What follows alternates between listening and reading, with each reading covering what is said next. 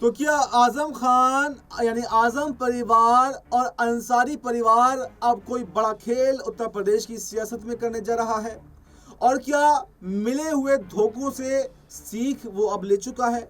और क्या कोई नई पार्टी का उदय अब उत्तर प्रदेश की सियासत में होने जा रहा है? जी हाँ दोस्तों, ठीक सुना आपने। खबरें इस वक्त सामने निकल कर ये आ रही हैं कि आजम परिवार जो अखिलेश यादव से धोखा खाए बैठे हैं, वहीं पर अंसारी परिवार जो पहले मायावती से धोखा खाया, अब ओपी राजभर से धोखा खाया, अब ये कोई मिलकर बड़ा फैसला लेने जा रहे हैं। क्योंकि जिस तरह से आपने देखा कि एक समय में कभी मिनी सीएम कहे जाते थे आजम खान, और आज उनकी क्या हालत है, जेल के अंदर बंद है, दिन ब दिन हालत बिगड़ रही है और कोई भी राजनीतिक पद उनके पास नहीं है। और पद तो छोड़िए, सहानुभूति भी उनको अखिलेश यादव की नहीं मिल रही है।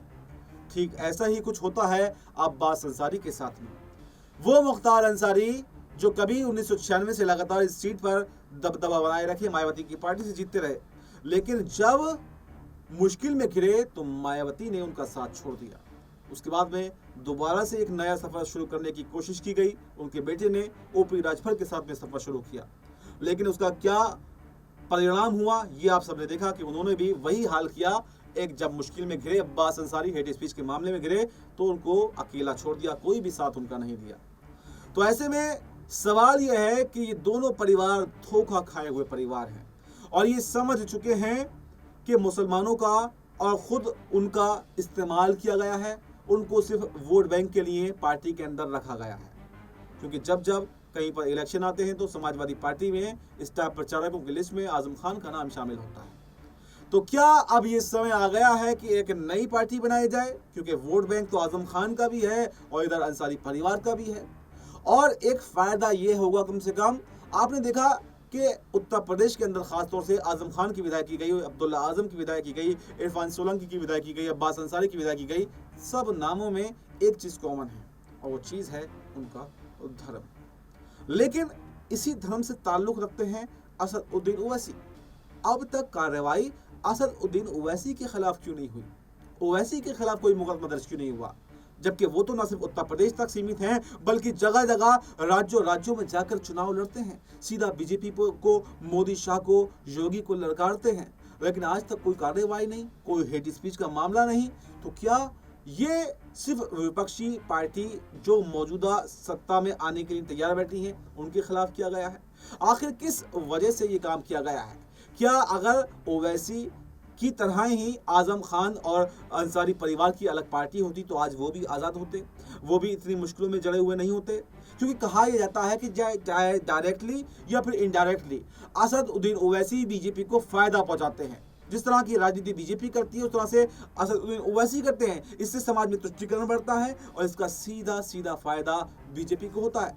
आपको ये भी बताऊं कि निशिकांत दुबे, आपने नाम सुना ही होगा, निशिकांत दुबे बड़े बोले सांसद बीजेपी के, जो हर मुद्दे पर मुसलमानों के खिलाफ बोलते हैं, सुप्रीम कोर्ट के जजों के खिलाफ बोलते हैं। अभी हाल ही में राज ठाकरे, उद्धव ठाकरे के खिलाफ बोल रहे हैं और वो एक तरफ ये कह रहे हैं कि ओवैसी मेरे सबसे अच्छे मित्र हैं। ये बात हजम होने वाली है? जो दिन रात जहर उगल रहा हो मुसलमानों के प्रति, जो ये कह रहा हो कि मुसलमानों को ज़्यादा अधिकार कानून में दे दिए गए हैं, इसमें बदलाव की ज़रूरत है, वो ओवैसी की तारीफ कर रहा है। आप सीधा समझ सकते हैं इसका मतलब क्या है। इसका मतलब ये है कि तुष्टीकरण की राजनीति करने के लिए ओवैसी को रखा गया है, चाहे डायरेक्टली या फिर इनडायरेक्टली फायदा बीजेपी को होता रहा है।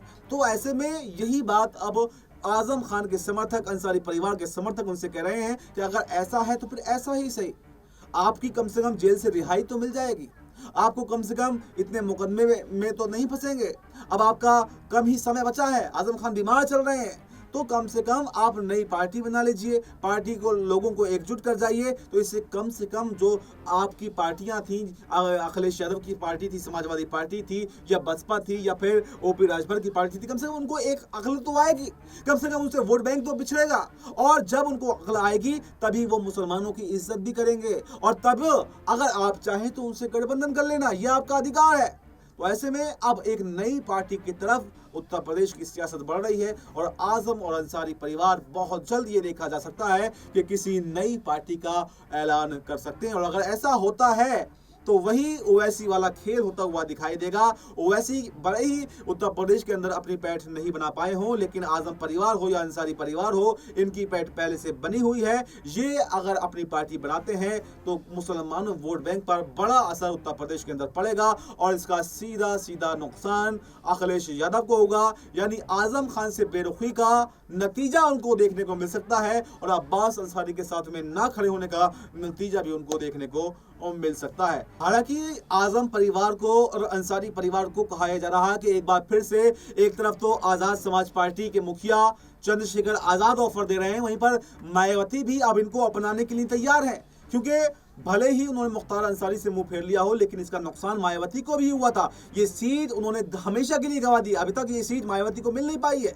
ऐसे ही अगर बात करें पश्चिमी उत्तर प्रदेश में जो आजम खान का दबदबा है, अगर उन्होंने नई पार्टी बना ली या दूसरी नई सियासी सफर का शुरुआत कर दी तो समाजवादी पार्टी को भी नुकसान होगा। कई सीटें ऐसी हैं जिन पर दबदबा आजम खान का है, तो आजम खान इसलिए मुस्लिम वोट बैंक के लिए अब मायावती भी हाथ बढ़ाने को तैयार है, आजम खान को भी लेने को तैयार है, अंसारी परिवार को भी लेने को तैयार हैं। और एक तरफ आजाद समाज पार्टी की तरफ से भी लगातार ऑफर मिल रहे हैं और ओवैसी की पार्टी के दरवाजे तो वैसे ही खुले हुए हैं, क्योंकि वो तो मुस्लिमों की राजनीति ही करते हैं। अगर उनको यहाँ पर आजम खान या इनकी तरफ से कोई सहारा मिल जाए तो वो तो आज इनको अपना कैंडिडेट बना दें, सारे इनके लिए खड़े हो जाएं। तो ऐसे में ये देखा जा रहा है कि ऑफर तो कई सारे हैं, लेकिन क्या इस बार ओवैसी तक जैसे नेता पर या फिर चंद्रशेखर आजाद जैसे नेता पर भरोसा आजम परिवार या अंसारी परिवार करेगा, या जो धोखा खाए हुआ बैठा है उससे सीख लेकर नई पार्टी बनाने का ही ऐलान करेगा। और ये बात तो क्लियर है कि अगर नई पार्टी का उदय उत्तर प्रदेश में होता है तो इसका फर्क सीधे सीधे तौर पर अखिलेश यादव को पड़ेगा, समाजवादी